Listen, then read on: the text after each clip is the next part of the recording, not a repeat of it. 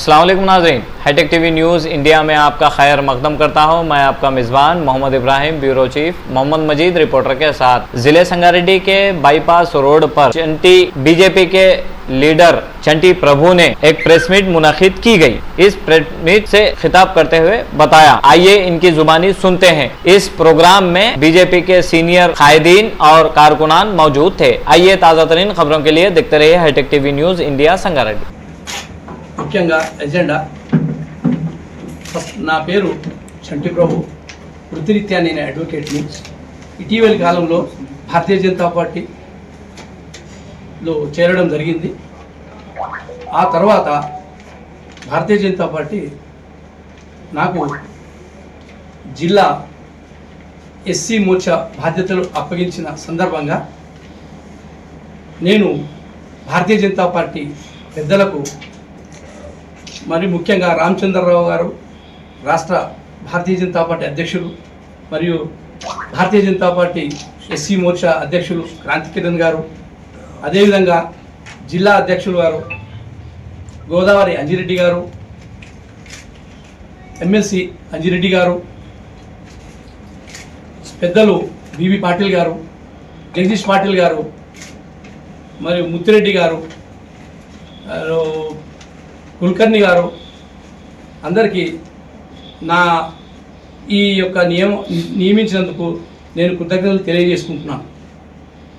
అయితే ముందుగా నాకు ఈ బాధ్యత భారతీయ జనతా పార్టీ నన్ను నమ్మి ఇచ్చింది. నేను పదవిలాగా కాకుండా సమాజ సేవకు, మరీ ముఖ్యంగా దళితుల, ఎస్సీ ఎస్టీల ఉన్నతికి నేను ఈ భారతీయ జనతా పార్టీని ప్లాట్ఫామ్గా యూజ్ చేసుకుంటూ నా యొక్క సమాజానికి, నా దళిత సోదరులకు భారతీయ జనతా పార్టీ యొక్క సంక్షేమ కార్యక్రమాలు చేరవేయడానికి నా వంతు కృషి నేను చేస్తానని మీకు చెప్తున్నాను.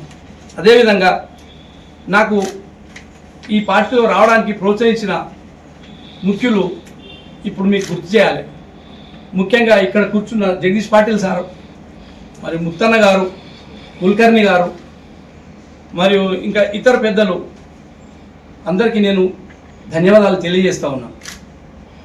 భారతీయ జనతా పార్టీ నేను చేరిన 1 ఇయర్ కాలంలో భారతీయ జనతా పార్టీ జెడ్పీటీసీ ఎన్నికలలో నా కూతురుకు భారతీయ జనతా పార్టీ తరఫున చౌట్కూరులో జెడ్పీటీసీ అభ్యర్థిగా పోటీ చేయడానికి అవకాశం ఇస్తున్నట్టుగా గౌరవ రామచంద్రరావు గారు డిక్లేర్ చేయడం జరిగింది. అనతి కాలంలోనే నేను చౌట్కూరులో భారతీయ జనతా పార్టీని ఇంటింటికి గడప గడపకు వెళ్ళడానికి నా భారతీయ జనతా పార్టీ చౌటుకూరు టీం యొక్క సహాయ సహకారాలతో నేను ముందుకెళ్ళి పార్టీని ప్రతి ఒక్క గడపడకు తీసుకెళ్ళడానికి చాలా కృషి చేశాను. అదే అదును చూసుకొని భారతీయ జనతా పార్టీ నాకు ఈ యొక్క జిల్లా బాధ్యత అప్పగించేందుకు నేను సదా రుణపడి ఉంటాను భారతీయ జనతా పార్టీకి. అయితే మీకు ఈ సందర్భంగా ఒక విషయం తెలియజేయదలుచుకున్నాను. భారతీయ జనతా పార్టీ ఎస్సీలకు వ్యతిరేకం అనేది రూమర్ జరుగుతూ ఉన్నది ఇటీవలి కాలంలో, మొదటి నుంచి కూడా. ముఖ్యంగా భారతీయ జనతా పార్టీ దళితులకు, ఎస్సీలకు దూరంగా ఉంటుంది, వ్యతిరేకం పార్టీ అనే సందర్భంలో ఎన్నోసార్లు వ్యక్తపరచడం జరిగింది. ముఖ్యంగా కాంగ్రెస్ పార్టీ మరియు ఇతర పార్టీలు కూడా వాళ్ళు లేనిపోని అపోహలు కలిగిస్తూ దళితులను, ఎస్సీలను భారతీయ జనతా పార్టీకి దూరం చేయడానికి వాళ్ళు కుట్రలు పన్నుతున్నారు. ఇలాంటి కుట్రలు భగ్నం చేయడానికి నాకు ఈ అవకాశం ఇచ్చిన దళిత మోర్చా జిల్లా స్థాయిని, ఈ జిల్లాలో ప్రతి గడపడకకు, ప్రతి ఊరికి భారతీయ జనతా పార్టీ దళితులకు, ఎస్సీలకు వ్యతిరేకం కాదు.